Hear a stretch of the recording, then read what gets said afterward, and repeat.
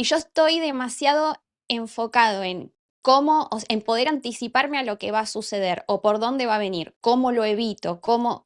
Claro, en lugar de vivir la vida, estoy intentando controlarla. Entonces me pierdo el presente por intentar controlar lo incontrolable y cuando evidentemente llegue por donde no me lo esperaba, porque así funciona la vida, porque la vida, lo vivo, es en esencia incontrolable, o sea que yo ya estoy en una falacia desde el principio. Entonces estoy escapando de la vida, me angustio por no poder vivirla, me alejo de la esencia creativa de mi ser, porque no puedo ser creativo y auténtico y controlar al mismo tiempo, o sea, no se puede.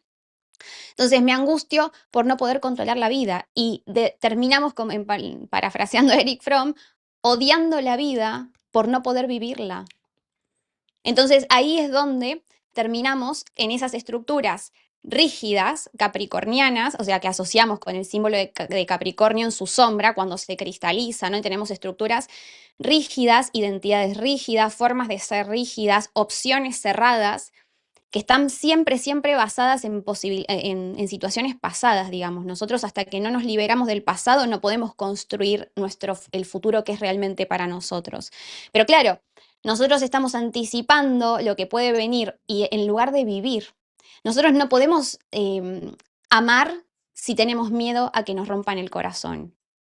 Porque justamente el miedo al dolor, el miedo al sufrimiento, el miedo a la impotencia, el miedo a la pérdida de control es lo que me va a impedir vivir una vida que pueda llamar realmente mía.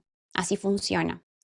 Y esto me encanta que lo menciones porque, claro, hay mucho sucediendo en el cielo. Estamos perdiendo bases seguras, estructuras internas o externas que durante mucho tiempo confirmaron nuestras identidades. ¿Por qué hablo de identidad? Porque los transpersonales que están todos activos van a resquebrajar esa identidad, van a poner de manifiesto lo que era auténticamente nuestro y lo que no. Y si estábamos viviendo una vida puesta al servicio de fines ajenos o de esa configuración de personalidad, ese personaje que construí para ser lo que mamá y papá esperaban, chicos, esto siempre lo digo, esto es inconsciente, no es que yo me levanto pensando, ay, voy a hacer lo que mi mamá me dijo que tenía que ser. Lo tenemos metido en la médula. Entonces, claro, después sufrimos porque nos sentimos desconectados de nuestro centro de vitalidad, no tenemos energía creativa, no tenemos capacidad de disfrute, de amar, de espontaneidad, de relajarnos, de gozar, no estamos abiertos a recibir porque estamos desconectados de nuestro centro. El eje Leo-Acuario es el eje de la individuación. En Leo, Leo viene de Cáncer, ¿no? O sea, entonces es una superación en el ideal de Disney. Leo nos propone superar ese pasado emocional. Superar no es negar, no es, bueno, el pasado pisado, es ser tan pero tan consciente de lo que pasó en mi infancia, de cómo eso me moldeó y qué estoy haciendo yo en mi presente con eso que sucedió en mi pasado, porque a través de la conciencia yo puedo integrar esos aspectos y elegir desde un lugar más creativo. Eso es Leo. Pero Acuario, que es el signo opuesto, es la superación de la cristalización de la sombra capricorniana, ese deber ser social que nos dice el éxito es esto, el fracaso es aquello, o sea, todo tiene que ser crecimiento, éxito, nunca tenemos que estar mal. Hay todo un espíritu de la época donde hay ciertos valores que tienen mayor relevancia en detrimento de otros. Entonces, todo lo que es expansivo, el dinero, el éxito, miramos Instagram y todo es felicidad y abundancia, pero eso no es la vida. Eso no es la vida. Entonces, claro, nosotros somos conscientes de que la imagen que tenemos de la vida no coincide con la realidad interna que nosotros experimentamos de cómo la vida es. Entonces nos separamos de esa creatividad y vivimos tiranizados por un debo de o un tengo que son heredados de mamá y papá o heredados de la sociedad. En esa medida no somos creativos. Como no somos creativos, sufrimos porque no estamos viviendo nuestra vida. Entonces, estamos viviendo en un mundo de posibilidades cerradas que nos da seguridad porque no nos enfrenta con nosotros mismos. El ser humano está llamado a la libertad. Y todos decimos que queremos ser libres. Bueno, no sabemos qué hacer con esa libertad, porque la libertad nos enfrenta con la responsabilidad y las consecuencias de nuestras acciones. La libertad no nos dice, no nos da caminos cerrados. Estamos constantemente eligiendo dónde vamos a poner nuestra energía, cómo queremos reaccionar frente a los estímulos que la vida nos presenta. Y eso no está predefinido y condicionado. Entonces, al ser humano lo angustia muchísimo ser creativo realmente.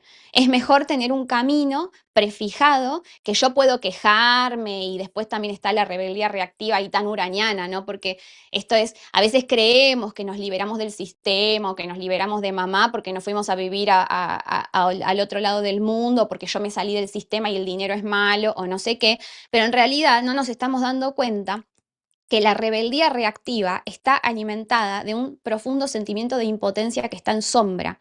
Impotencia, ¿por qué? Porque estoy tan condicionado, pero tan condicionado por ese pasado emocional y por ese deber ser social, y no soy consciente de eso, que como no puedo ser un individuo, vivo peleando con aquello que me sigue condicionando desde la sombra sin que yo me dé cuenta. Entonces no estoy siendo un individuo, ni estoy siendo libre en mi rebeldía. Los niños no tienen autonomía. Esa es la diferencia con el adulto. El niño puede tener una mamá y un papá muy severos, autoritarios, castigadores, violentos, pero el niño no puede decir, mamá, papá, esta no es la vida que yo elijo, me armo la mochilita y me voy de casa.